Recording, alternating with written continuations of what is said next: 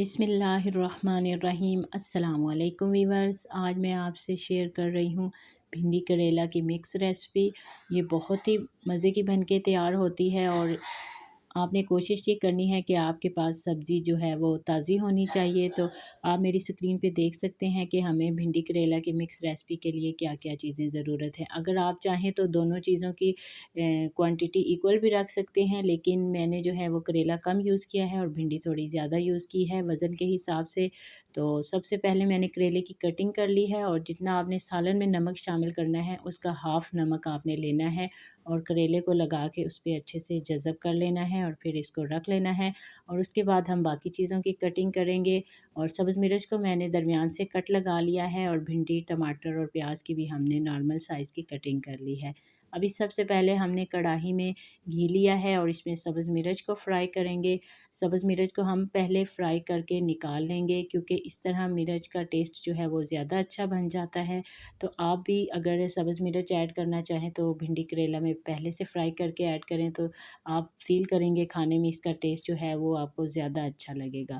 تو ابھی مرچ جو ہے وہ فرائی ہو چکی ہے تو اس کو ہم نکال لیں گے اور اس کے بعد ہم نے اسی گھی کے اندر کریلے شامل کر لینے ہیں۔ کریلے کو ہم پہلے فرائی کریں گے کیونکہ کریلے کو ہم نے زیادہ فرائی کرنا ہے، تو کیونکہ وہ کڑوا ہوتا ہے تو اس کی کڑواہٹ کم کرنے کے لیے اس کو تھوڑا زیادہ فرائی کریں گے اور بھنڈی کو تھوڑا ہم نے کم فرائی کرنا ہے، اس لیے ہم پہلے کریلا فرائی کریں گے اور پھر اس کے بعد اس میں بھنڈی کریلے شامل کو کریں ہم گے۔ ہائی فلیم پہ فرائی کر رہے ہیں کیونکہ کریلے کو اگر میڈیم یا لو فلیم پہ تیار کیا جائے، فرائی کیا جائے تو اس سے یہ ہوتا ہے کہ یہ نرم ہو جاتا ہے اور ٹوٹ جاتا ہے، اچھا فرائی نہیں ہوتا۔ تو آپ دیکھ سکتے ہیں کہ کریلا ہمارا کتنے اچھے سے فرائی ہو رہا ہے، اس لیے آپ جب بھی کریلا فرائی کریں تو اس کو تھوڑا ہائی فلیم پہ تیار کریں اور ساتھ میں چمچ ہلاتے رہیں۔ ابھی ہمارا ہاف کریلا جو ہے وہ فرائی ہو چکا ہے تو اس ٹائم پہ میں اس میں بھنڈی شامل کروں گی اور ابھی ہم نے دونوں چیزوں کو مکس فرائی کرنا ہے۔ ویورز، آپ بھی اس ریسپی کو ضرور فالو کیجئے گا کیونکہ یہ بہت ٹیسٹی بنتی ہے اور یہ گرمیوں کی تازہ سبزی ہے، اس کو اگر تازہ تازہ بنا کے کھایا جائے تو یہ کھانے میں بہت مزیدار لگتی ہے۔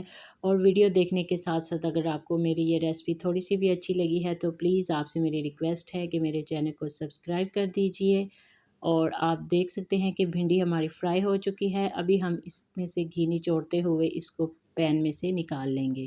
اور اگر آپ سے گھی جو ہے وہ بہت اچھے سے نچوڑا نہیں جا رہا تو کوئی بات نہیں، کیونکہ ہم نے اس بھنڈی کو دوبارہ اسی پین میں شامل کرنا ہے تو گھی جو ہے وہ دوبارہ سالن میں شامل ہو جائے گا اور گھی جو ہے وہ نارمل ہو جائے گا۔ ابھی ہم نے بچے ہوئے گھی کے اندر پیاز شامل کر لیا ہے اور ہم اس کو تھوڑی دیر کے لیے پکائیں گے۔ ہم نے اس کو بہت زیادہ فرائی نہیں کرنا بلکہ ہم نے اس کو نرم کرنے تک پکا لینا ہے۔ آپ اس ریسپی کو سٹیپ بائی سٹیپ فالو کریں، یہ بہت مزے کی بننے والی ہے کیونکہ میرے گھر میں بھی سب نے اس کو بہت پسند کیا ہے۔ اور پیاز جب نرم ہو چکے ہیں تو ہم اس میں ٹماٹر شامل کر لیں گے اور ٹماٹر کو بھی ہم نے گلنے تک پکا لینا ہے۔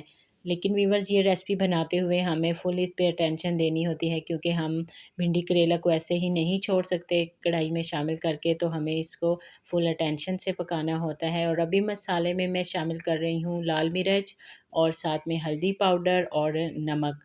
یہ مسالے جو ہیں وہ حسب ذائقہ ہیں، اگر آپ لوگ جو ہیں وہ تیز ٹیسٹ پسند کرتے ہیں مسالوں کا تو آپ زیادہ شامل کر لیں، اور اگر آپ کم مسالے استعمال کرتے ہیں تو کم شامل کر لیں، یہ ٹیسٹ پہ ڈیپینڈ کرتا ہے۔ اور ابھی ہم اس مسالے کو بھی تھوڑی دیر کے لیے بھون لیں گے اور ہم نے جو سبز مرچ سٹارٹنگ میں فرائی کی تھی اس کو ایڈ کر کے مسالے میں اچھی طرح مکس کر لیں گے، اور اس ٹائم پہ جو یہ مرچ ہے اس کا جو فل ٹیسٹ ہے وہ مسالے کے اندر شامل ہو جاتا ہے۔ اور پھر ہمارا مسالہ ریڈی ہو چکا ہے تو ہم اس میں فرائی کیے ہوئے کریلے اور بھنڈی کو شامل کر لیں گے اور اس کو ہم نے بہت اچھے سے مکس کرنا ہے تاکہ جو بھنڈی اور مسالہ ہے وہ آپس میں یکجان ہو جائے اور بھنڈی میں مسالے کا ٹیسٹ اچھے سے شامل ہو جائے۔ اور اس کو ہم اب دھیمی آنچ پہ کور کر کے رکھ لیں گے اور دیکھیں تھوڑی دیر کے بعد ہماری جو سالن ہے وہ بن کے تیار ہو چکی ہے، اور اس میں گھی بھی آپ دیکھ سکتے ہیں کہ بھنڈی میں جو گھی تھا وہ مسالے میں شامل ہو کے اچھے سے جو ہے مینیج ہو چکا ہے۔ ابھی ہم اس پہ سبز دھنیا شامل کر لیں گے ایک باریک کٹنگ کیا ہوا، اور اس کو اچھے سے ہم مکس کر لیں گے۔ اور ابھی آپ اس کو گرم گرم روٹی کے ساتھ سرو کریں اور انجوائے کریں۔ جب آپ اس ریسپی کو ٹرائی کریں گے اور کھائیں گے تو آپ نے مجھے ضرور کمنٹ سیکشن میں بتانا ہے کہ آپ کا سالن کیسا بنا۔ میرا سالن تو بہت مزیدار بنا ہے، امید کرتی ہوں آپ کا بھی اچھا بنے گا۔ کل انشاءاللہ ایک نئی ریسپی کے ساتھ ملیں گے۔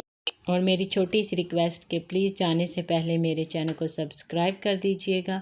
دعاؤں میں یاد رکھیے گا. اللہ حافظ.